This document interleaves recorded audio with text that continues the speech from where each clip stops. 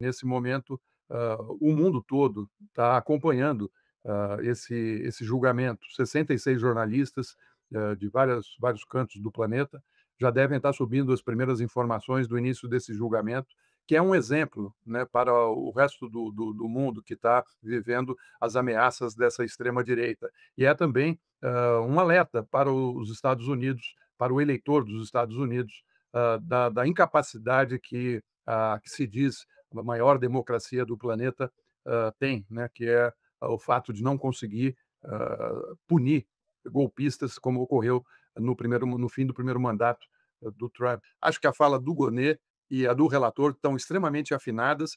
Houve uma fala do Gonê, hã, contando é quase um livro, sabe. Eu fiquei pensando nisso, daí, pegar aquelas informações, você compõe até uma série para televisão, do passo a passo, né. Ele vai lá no início do mandato do Bolsonaro, ele fala das manifestações que ocorreram na Avenida Paulista, a ameaça que ele fez, contra o Supremo, contra o ministro Alexandre de Moraes, fala da minuta do golpe, né, fala do projeto de prender e, matar o presidente, o vice-presidente, e pontua muito bem que todo aquele, fim do ano de 2022, estava em curso a tentativa de golpe. Sim. Os ataques ao prédio da Polícia Federal em Brasília, a baderna que foi realizada naqueles dias, né, com incêndio de ônibus, carros, a bomba que foi colocada na frente do aeroporto de Brasília, e aquele clima, né, para incentivar os golpistas que estavam acampados, né, Uhum. hã, chegasse ao 8 de janeiro. Como disse o Florestan, parte do mundo acompanhando esse julgamento histórico, que, segundo o Alexandre de Moraes, visa pôr par de cal em qualquer próxima tentativa golpista, exatamente porque os golpes acontecem quando não há punição. Isso aí ele deixou muito claro, né. O relator, Alexandre de Moraes, ele disse 2 coisas para mim que foram fundamentais.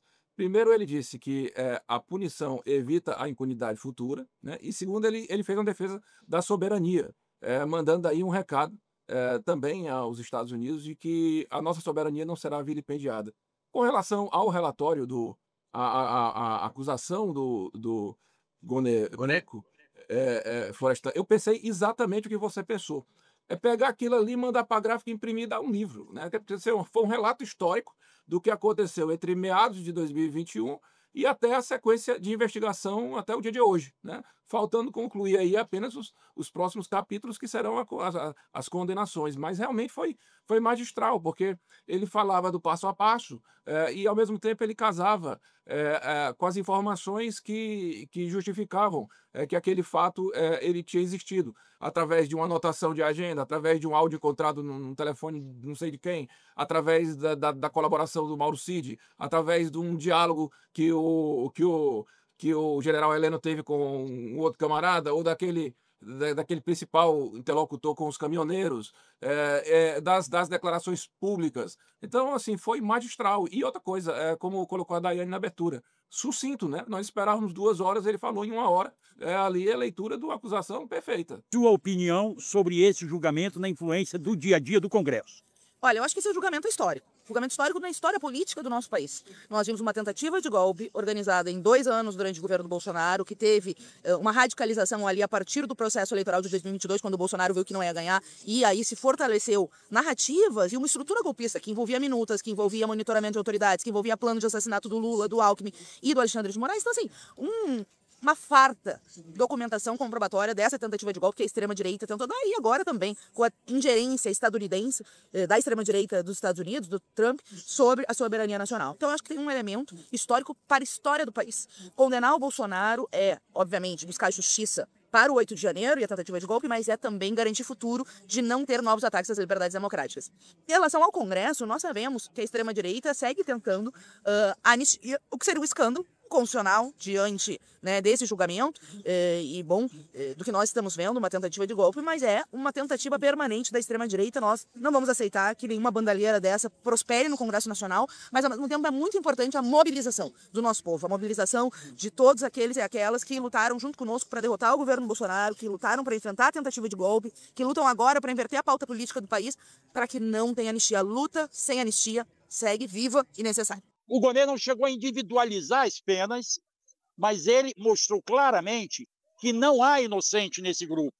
Pode haver participação maior ou menor e vai ter que ser dosada através da pena, da dosimetria da pena. Mas que todos estão comprometidos com o golpe que ele identifica que começa em junho de 22. Mas até que 21, se eu não estou enganando. Mas com antecedência. E ele vai relatando a sequência de fatos. Todos os fatos que vão engrossando o caldo para levar a população a acreditar que o resultado das urnas não deveria ser seguido, Lula o vencedor não deveria assumir e que Bolsonaro deveria permanecer. Ele rebate as acusações, ele deixa claro que não há pessoa inocente nesse grupo, ele rebate, inclusive, a defesa do Paulo Sérgio Nogueira, que tinha me impressionado, porque o Paulo Sérgio Nogueira apresentou nas alegações finais declarações do Mauro Cid, do ex-comandante do Exército, Freire Gomes, do ex-comandante da Aeronáutica, alegando que ele, Paulo Sérgio, não pregou o golpe. Mas, para o Gonê e para também o Alexandre de Moraes, todos estão envolvidos. Sobre o Mauro Cid, eu não sei se vocês repararam, uma frase do Gonê de que ele reconheceu a delação do Mauro Cid, ele sabe que as maiores descobertas foram feitas pela Polícia Federal, mas que a delação do Mauro Cid serviu para aprofundar essas provas. Agora, ele diz assim, o que não se pode aceitar é que alguém que fez a delação venha querer dizer nas alegações finais que é inocente, que não tem culpa nenhuma. Aí ele até cunha a seguinte expressão, não existe testemunha premiada.